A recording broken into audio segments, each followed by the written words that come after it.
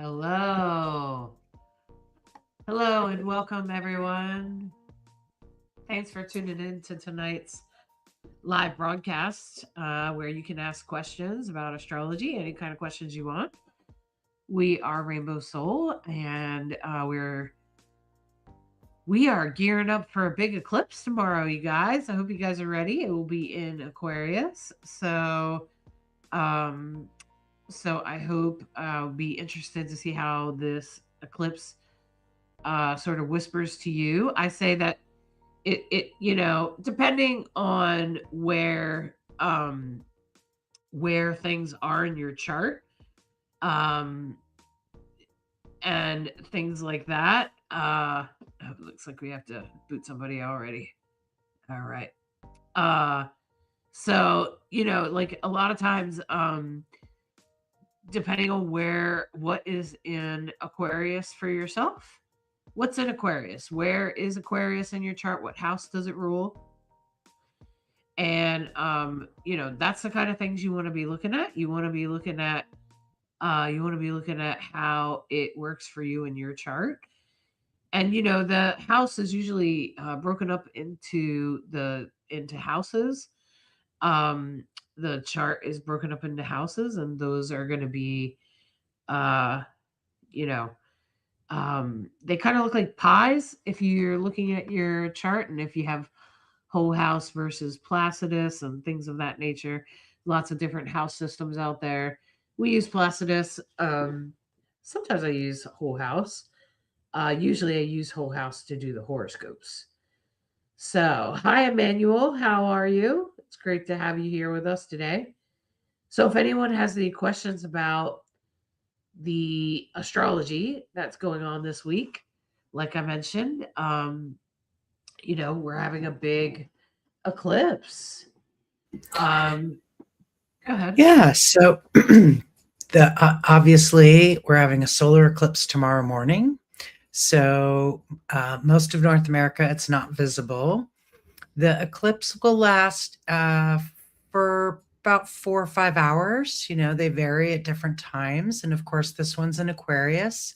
So if you have late placements in Aquarius, 28 degrees, actually anything at 28 degrees is going to be lit up because that's where the eclipse is. So and I would really say the last 5 degrees of Aquarius, from 25 through 29, any placements that way, you're going to definitely feel this eclipse. And what is an eclipse? An eclipse is literally an ecliptic, right? It's when we see something that you normally couldn't see. An eclipse of the heart is often a phrase, right? So when we think about eclipses, there's usually a revelation.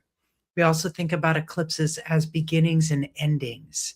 So this is the solar eclipse in this case happens to be in the North Node, and it's the sorry, I don't scratch what I just said about the North Node. Don't worry about that right now. The eclipse in Aquarius, anyone who has placements in Aquarius, big at the end there, folks, Uranus is your ruler. And so you're going to want to look at where Uranus is and how that sort of flavors the conversation. We're happy to do free readings with you, but we need 3 vital pieces of information. One, obviously, birth date, time, and location. And then if you're looking to understand what does this mean to you now, tell us if you're in a different location than where you were born or the person's chart we're doing. Okay? Because that'll affect things just a little bit. So vital if you have time and location. Makes for a lot more specificity than just a birthday. We have a lot going on in 2026 with all of the planets, and coming up in the end of February will be a Mercury retrograde. We're already in the shadow period of this Mercury retrograde. And then simultaneously at the same time in March, Venus will also go retrograde. So that's significant. Those are what we call personal planets. Mercury is how we communicate, and Venus is our relationships, right? So those going retrograde is definitely something. It's like knowing the weather. You want to understand where things are at, how it impacts you. So just a little teaser about the next month or two. And then, of course, whenever we have a solar eclipse or an eclipse period, 2 weeks later, we have the other eclipse, right? So a solar eclipse is a new moon, a lunar eclipse is a full moon. In 2 weeks, we'll have a lunar eclipse in Virgo. It'll be it'll affect all of the folks with that, and I mention that because all of that means, because March is Mercury retrograde, an eclipse in Virgo, which is a Mercury ruled sign. These things start to stack up. And if you're a Gemini, you're a Mercury ruled sign. So if you're a Virgo rising or a Gemini rising, you're a Mercury ruled sign. Mercury will impact you more because of your relationship with it. So just like if you have strong Uranus placements, like Hollis does, for example, this eclipse, they will feel it no matter what. And everything that folks have been saying about what the eclipse means, boy, we are right in the pocket. Can't make this stuff up. So we'd be happy to help you understand where it's at for you. And of course, astrology is a great way to get insights into your life, have a better understanding about what's going on for you. If you're not finding life to be intense, then most people want to know what's your secret, because 2026, everyone is feeling it. And when it comes to eclipses and the period of time that brackets around eclipses, everyone's like, God, it's so intense. Why is this so intense? This is why. Okay. Samantha, thank you for joining the conversation. Hello. I thought Neptune and Saturn in Aries at 0 was going to be the headline, but it seems the eclipse took the show. Well, you are absolutely 100% right. From a big picture perspective, that world point with Neptune and Saturn, you're 100% right. It's a big one, and it's also part of this week. And the wow wow wow wow wow is definitely in play. And throw on top of that the eclipse energy. You can never ignore these things. It's always big. So yeah, hopefully it has a positive flavor for you, but most definitely it amps up the intensity. And the good thing to know, especially if you look at our weekly forecast, what we just put up on YouTube, the forecast for the week, what you'll find is that we have the eclipse on Tuesday morning, and then Tuesday afternoon from noon to 2, it's a void of course moon. The moon moves out of Aquarius because, of course, it's right there at the very end, moves into Pisces. We have a big void moon on Thursday, all day Thursday, basically, and also on Saturday, all day Saturday. So void moons are really interesting. I find that they it's the transition with the moon moves signs about every 2.5 days, and when it transitions from one sign to the next, it's called the void of course. I don't exactly know what the of course means, but that's what it's called. So that period is a time when the moon has its least amount of energy. So generally speaking, we think of the moon, we think of our emotional body, and think of the ocean of emotion, right?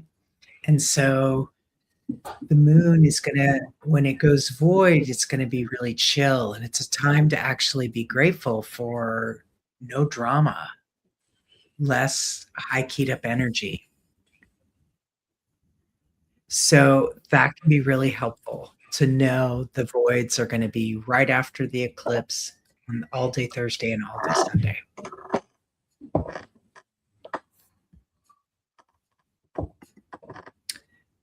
All right. So, do we have a question about a chart? And I think that the intensity of the eclipse speaks to, I think it speaks to the Neptune and Saturn conjunction in Aries. I think it just kind of adds to it, you know what I mean? So like the Saturn and Neptune Aries thing, you know, if we think about it on a collective, it's pretty much things being revealed around our system, the truth emerging. And as Saturn moves right on past Neptune and this eclipse happens all at the same time, I think that speaks to the intensity of what that means. And I think that the Aquarius energy speaks to we the people, you know, all of us the people, realizing that we have to stand up for ourselves, right? We have to stand up and say, hey, uh you know, I can't always I can't just let this happen. I can't stand by and let this happen. I have to stand up. You know, we have to stand together. We all have to come together. And I think that that's what people are realizing. I'm not saying everybody's going to jump on board right away because, you know, well, nothing happens that way, but this is an eclipse. This is where people are going to shift and recognize how we all have to come together. And I think that it's all part of the great shift. It's all part of the great reveal. And this is the end of the great reveal that I've been talking about for, I don't know, for like the last half, almost year, like 6 months or something. So this is part of the great reveal. And here we are. This is the end. Bam, with this eclipse. And then I think it will truly end when the North Node moves into Aquarius a little bit later this year. The other thing that flavors this eclipse is that I've mentioned that Aquarius, the ruler of Aquarius, is Uranus, and it's in a square. A square can be a challenging conversation. It's going to force some action. You got to go this way or you got to go that way. You got to take some action. And so what we have, of course, is we have a new moon in Aquarius with the solar eclipse, and that sun and moon are going to be in a square, that conversation with Uranus, which adds a level of tension, which makes us look at that world point that you've mentioned, the zero Aries, Saturn, Neptune. And yeah, it amplifies that vibe. Of course, Uranus when we talk about Uranus, what are we talking about? We're talking about the element of surprise, revolution. When we talk about Aquarius, it's the we sign. It's for the greatest good of all. In Aquarius, the ultimate Aquarian is surely there is a better way to do this, right? The vibe of Aquarius, it's a fixed air sign. So the vibe of Aquarius is wanting to see that justice is done in a good way for the greatest good. So they're humanitarians, they're community builders, they're, you know, what's a better way to do this? That's what an Aquarian's going to say. They always, Aquarians vibes, they always feel like they are on the outside. Clearly, everybody else can get along and do it this way, but not an Aquarian. Aquarian's going to be like, I can't do it that way anymore. There's got to be a better way. And so an Aquarian's going to need to do it differently. They need to do it differently, not the same old way. It's just not who they are.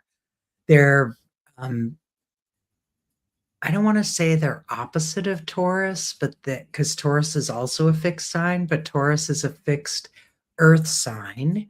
And, Taurians can really literally dig their heels in when it comes to change. Whereas an Aquarian is like, bring on the change. Like, and they like it to be their idea, by the way.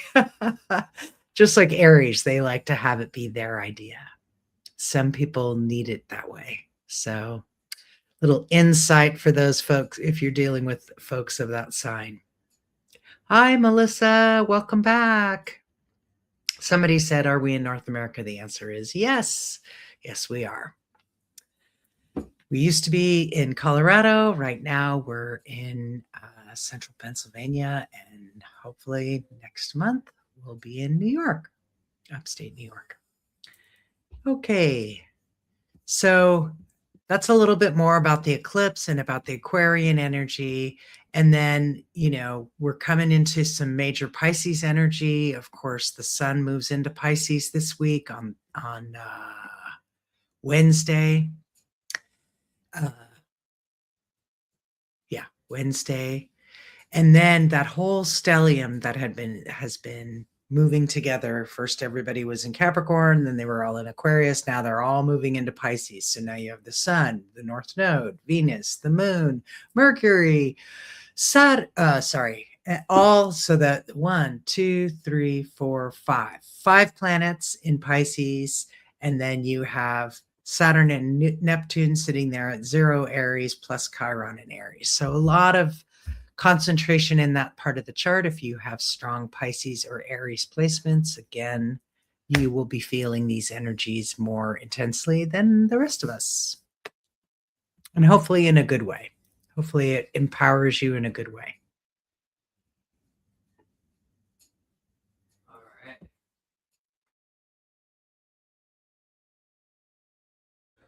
So it seems if no one's got any major questions, it seems like maybe we should just close it up. There's going to be a big eclipse tomorrow, so if you're wondering what's happening in your life, what's the big thing that needs to shift, hopefully it will become clear tomorrow. I'm sure you probably already know what it is. We'll be posting the reels for each of the individual horoscopes. And of course, we've already posted this week's forecast. So many thanks for sharing it, liking it, subscribing, all that yada yada. I appreciate it. It's really especially important these days to hit the bell on the subscribe thing with YouTube, because otherwise you just never see things. It's funny how stuff just disappears on you before you know it. And many thanks for joining us on the lives. We're always happy to answer any questions you might have. And thanks for listening to Rainbow Soul Astrology, where we try to be a bridge between you and the stars. Have a great week, everybody. Have a great eclipse.